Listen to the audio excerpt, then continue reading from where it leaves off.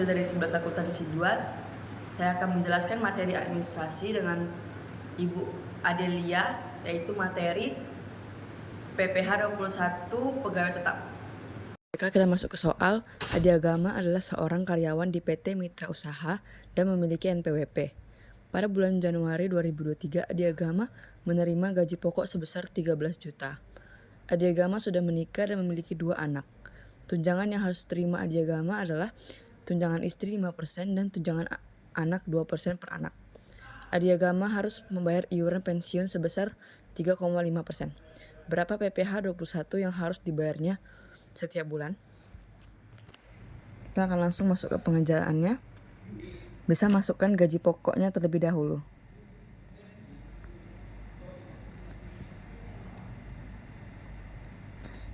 Gaji pokoknya tadi adalah 13 juta.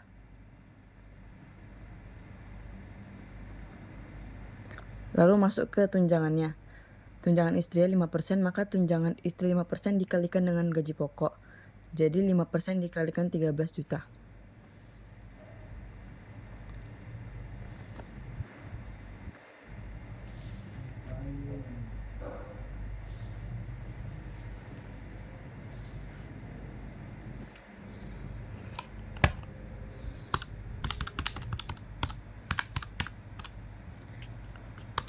Setelah dikalikan maka hasilnya adalah 650.000. Lalu lanjut ke tunjangan anak. Tunjangan anaknya adalah 2%. Dan anak yang dimiliki oleh Adi Agama adalah 2 anak, maka 2% ditambah 2%, jadi 4%.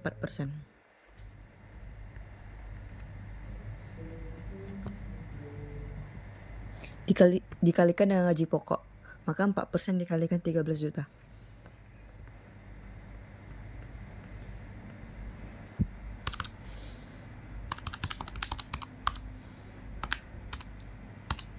Setelah dikalikan maka hasilnya adalah 520.000. Lalu untuk mendapatkan penghasilan bruto maka kita harus menambahkan gaji pokok dan tunjangannya. Setelah ditambahkan maka akan mendapatkan hasil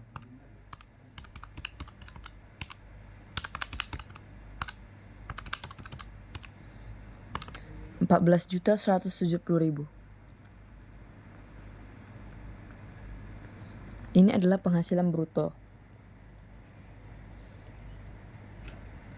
Lalu lanjut ke pengurangan.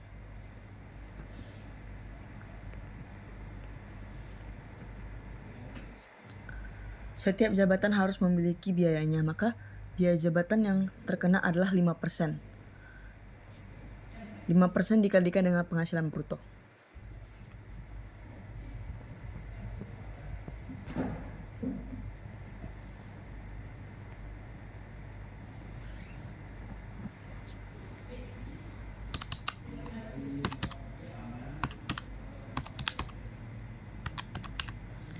Untuk biaya jabatan, setiap dikalikan maksimalnya adalah 500.000. Jika hasilnya di atas dari 500.000, maka akan dibulatkan menjadi 500.000. 5% dikali 14.170.000 hasilnya adalah 708.500. Maka dibulatkan menjadi 500.000 saja.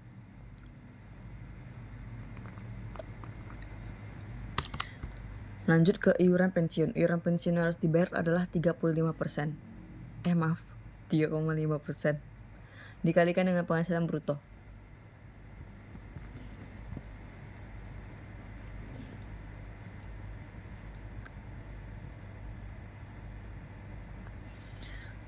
Setelah dihasilkan maka hasilnya adalah 495.950.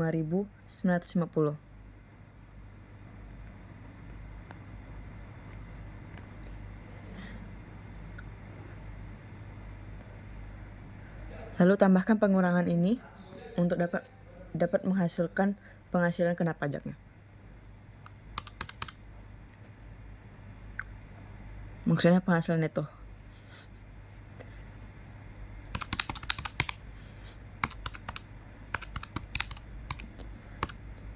Setelah ditambahkan hasilnya adalah 995.950. Untuk mendapatkan penghasilan netonya, penghasilan bruto dikurangkan dengan pengurangan ini. Jika dikurangkan, maka hasilnya adalah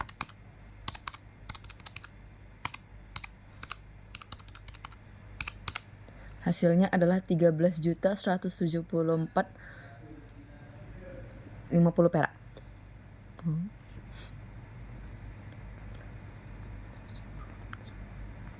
Ini adalah penghasilan neto per bulan. Untuk mendapatkan penghasilan neto setahun, maka kita kalikan 12.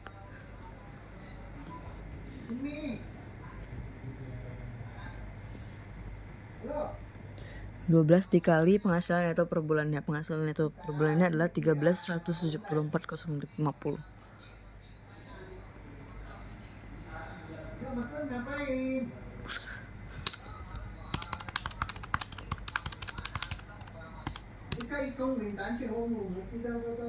Hasilnya adalah 158.600. Lalu kita cari PTKP-nya.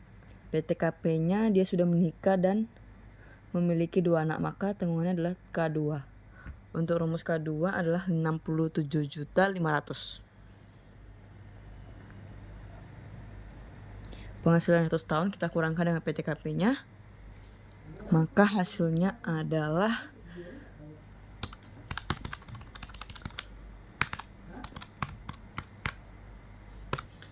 hasilnya adalah 90.588.600.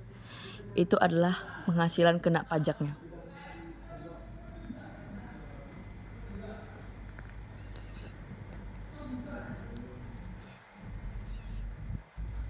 Setelah dapat penghasilan kena pajaknya, kita bisa dapat mencari PPh 21 terutangnya dengan cara mencari tentang penghasilan tarif yang digunakan.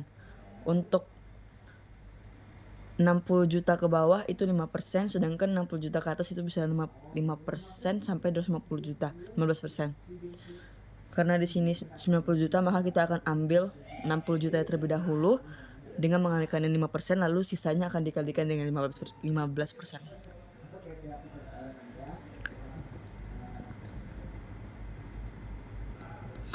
Kita kalikan terlebih dahulu, 5% dikalikan 60 juta. Maka hasilnya adalah 3 juta.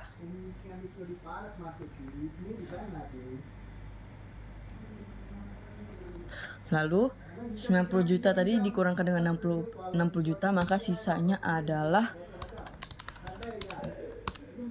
30.588.600. Itu dikalikan dengan rumus selanjutnya, yaitu 15%.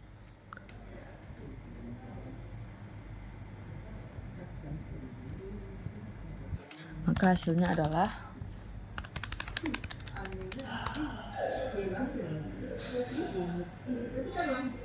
4.588.290 perak.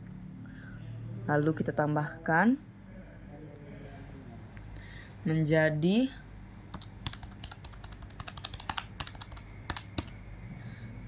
maka hasilnya adalah 7.588.290 perak.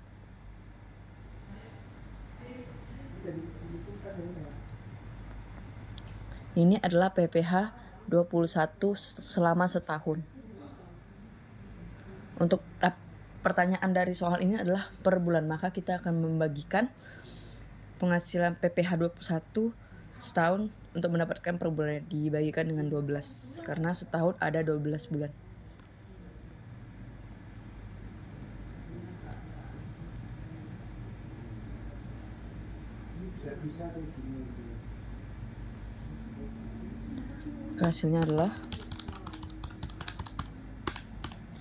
Hasilnya adalah 632.357,5.